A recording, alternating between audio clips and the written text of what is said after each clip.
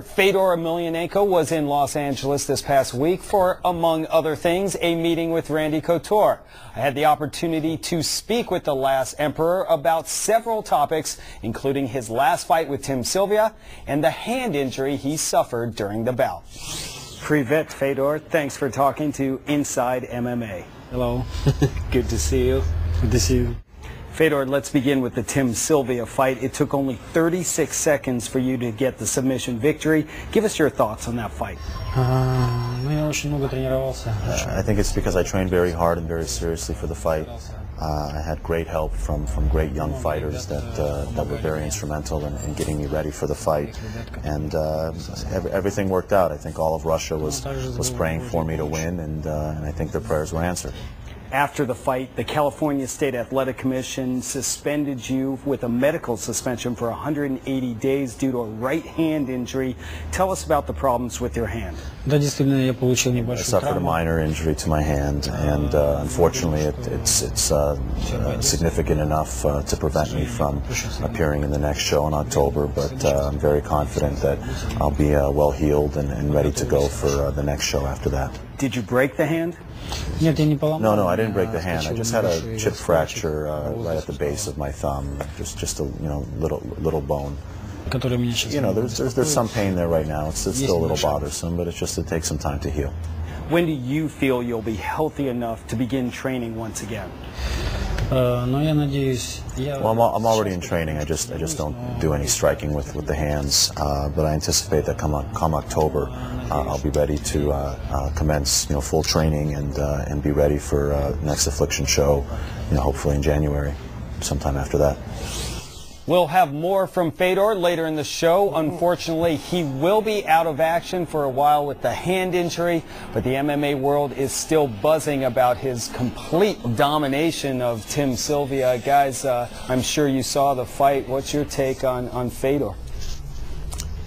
He's pretty good, isn't he? It looked like someone put his money on the other side of the ring, behind Tim Sylvia, and he was just passing through to get it. Yep.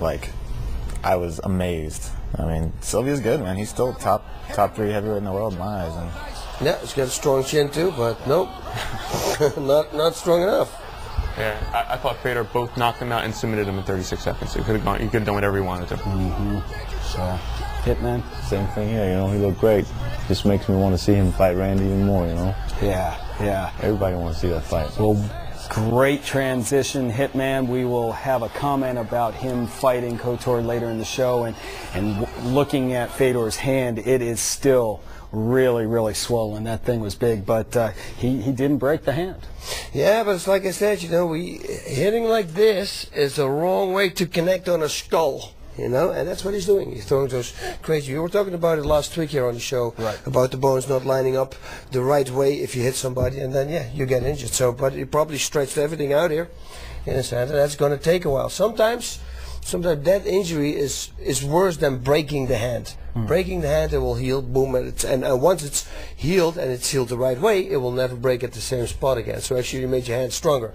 This one, when you start tearing things, that's worse. And he's had some hand injuries before, so he's dealing with that. But expect Fedor to be back in action in early 2009. Well, of course, as we check out the Inside MMA heavyweight rankings, you know who's going to be on the top of that list. Fedor, and close second, Randy Couture. And as we look at the list, guys, we spoke about the UFC's heavyweight situation, and really only Nogueira, Gonzaga, and I guess Randy Couture represent the UFC in the top 10 heavyweight poll. A lot has been made about the lack of talent in that division in the UFC. No one is tougher than Fedor Emelianenko. In part 2 of our interview, I spoke with Fedor about Affliction 2's main event between Andrei Arlovski and Josh Barnett, and the potential fight between him and Randy Couture. As promised, here's more with Fedor.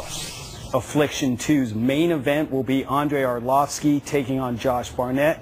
How do you see that fight playing out? Well, they're both two very quality and strong fighters, both equal in class on the world-class level. Josh and I are friends, and I'll be watching the fight very closely. very seriously. I'm not sure who will win because both of them have their positives and negatives. But it's a great fight, and certainly I have interest in seeing that fight. Is it a done deal that you will face the winner between Barnett and Arlovsky? The way that I understand the strategy of Affliction and their intentions is that they're planning for me to fight the winner, and that's the direction that they'd like to go, and my team is wanting to go in that direction as well. Then that's the way it'll be. Of course, all MMA fans want to see you fight Randy Couture. Do you believe that fight will still happen? And if so, when?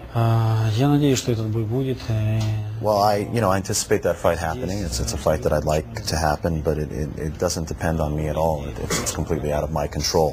What issues are resolved and when between Randy and the UFC, and I think it really more depends on Randy, his attorneys, and his manager. But hopefully, if those issues are resolved soon, that's what it depends on for that fight to happen. Why do you feel that fight fans want to see you take on Randy Couture so bad? Well, Randy is a fighting legend, and he beat some of the best fighters in the world. He was a UFC champion, and I assume people enjoy what I do as well and like to see me fight. And so I think it makes sense that people are very interested in having the two of us get together.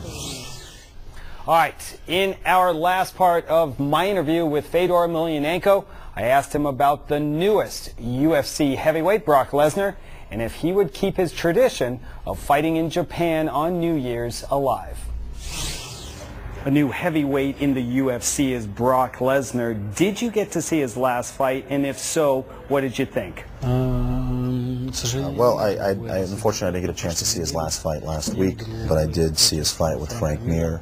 It's very clear that he's a serious fighter, that he's very strong physically, and that he's got great potential. My opinion is that he's well deserves a place as one of the top heavyweights in the world, and so I'm fairly impressed. It's been a tradition for you to fight on New Year's Eve in Japan. Will that happen again this year?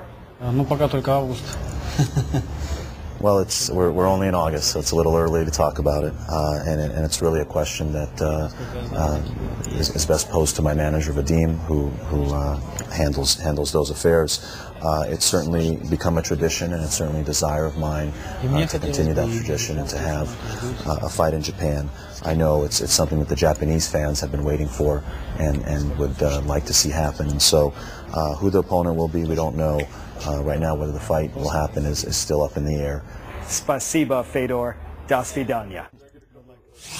We appreciate Fedor taking the time to speak with us and everyone at Affliction that helped make that interview possible. A lot of good stuff from that interview, boss, but everyone wants to talk about, no matter where you go, the situation between Fedor and Couture. How do we make that fight happen? Because it's the one everyone wants.